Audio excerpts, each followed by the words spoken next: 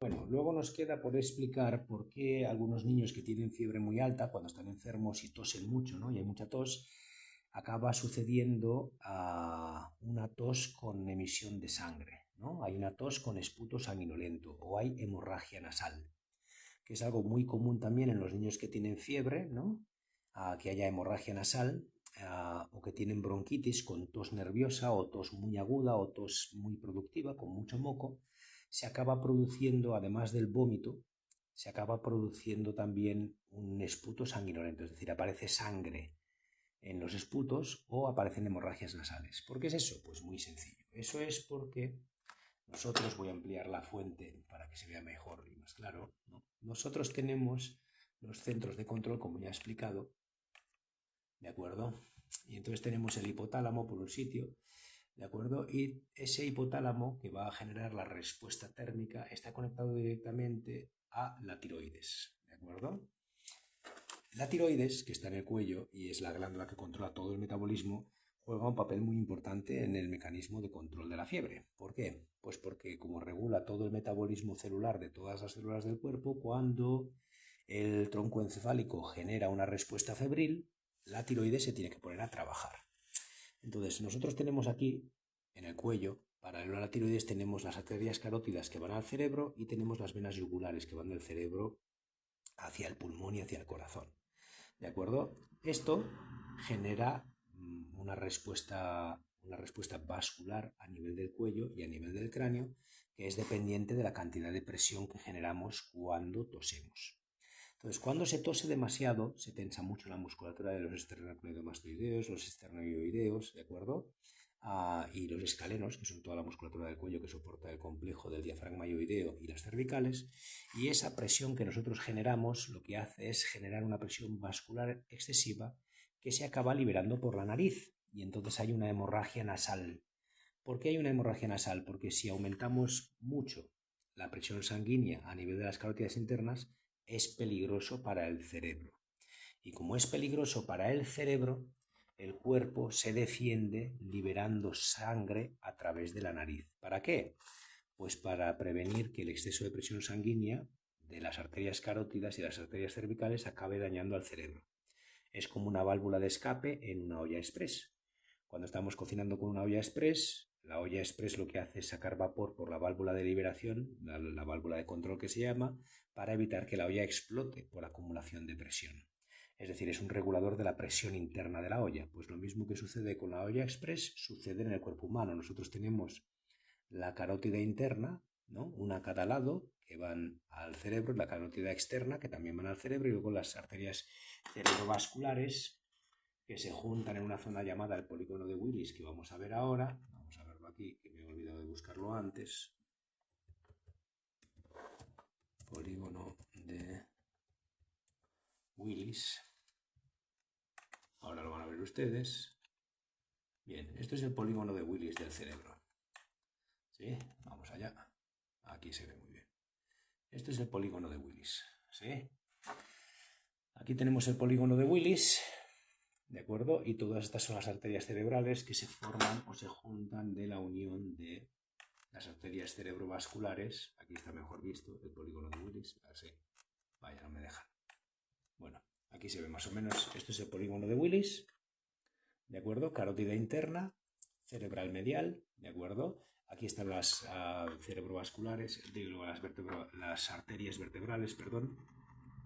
Y todo eso llega al interior del cuerpo desde el cuello. ¿Sí? Aquí lo vamos a ver en una imagen real. Eso es, dentro del cráneo. Esto es el interior del cráneo. ¿De acuerdo? Esto es la silla turca. Aquí tenemos el polígono de Willis, las arterias cerebrales internas, mediales y externas. ¿De acuerdo? Y para evitar que esto reviente, cuando un niño tose demasiado, la presión sanguínea dentro del cráneo es elevadísima. Si se reventara esta arteria, o se reventara esta o esta o esta, se produciría un ictus cerebral que sería potencialmente mortal. Y como sería potencialmente mortal, para prevenir eso, lo que hace el cuerpo es liberar presión, ¿de acuerdo?, por la nariz. Lo que hace el niño es tener una hemorragia nasal, a eso se llama epistaxis, y la tiene precisamente para prevenir un ictus cerebral. Aquí vemos, esto es un angiograma, ¿de acuerdo?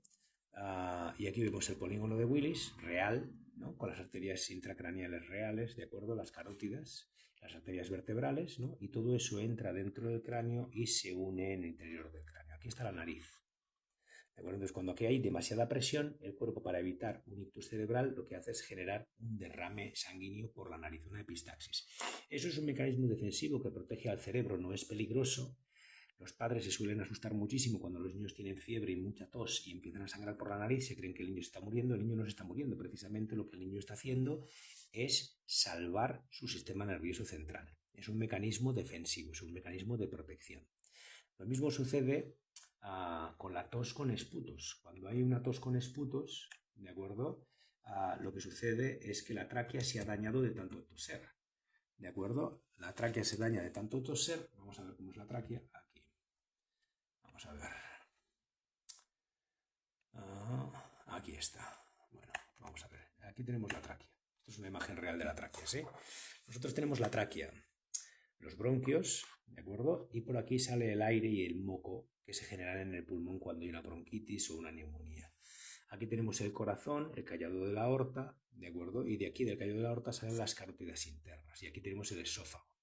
Entonces, cuando hay mucha tos y hay mucha presión intratorácica, esa misma presión intratorácica genera una presión vascular importante, ¿de acuerdo? Que lo que hace es que haya una fuga de sangre al interior del espacio aéreo de la tráquea, porque la tráquea está rodeada de arterias. Esa sangre hace un vertido pequeño al interior de la tráquea y esa sangre sale con el esputo.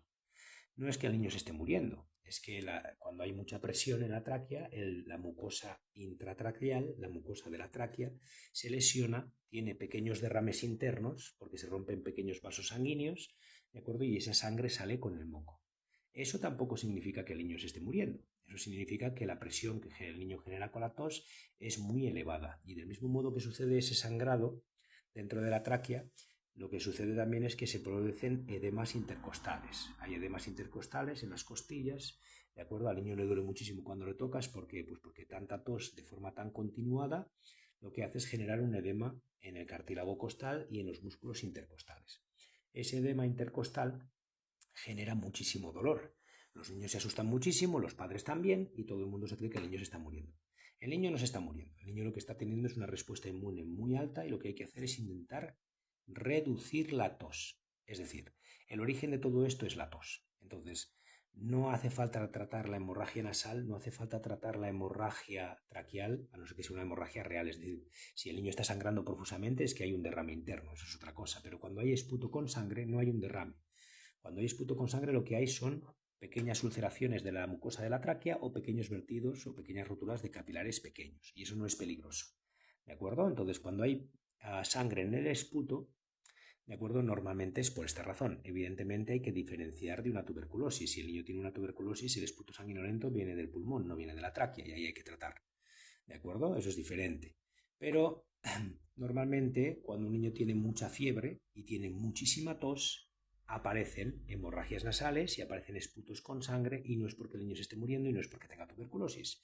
Es por el exceso de presión mecánica que genera el mecanismo de la tos. Y como el centro regulador de la tos está justo al lado del centro regulador de la fiebre, lo que tenemos que hacer es trabajar a favor de la fiebre. ¿Para qué? Para reducir el estímulo de los centros reguladores del cerebro. Muy importante. ¿De acuerdo? Gracias por escuchar. Buenos días.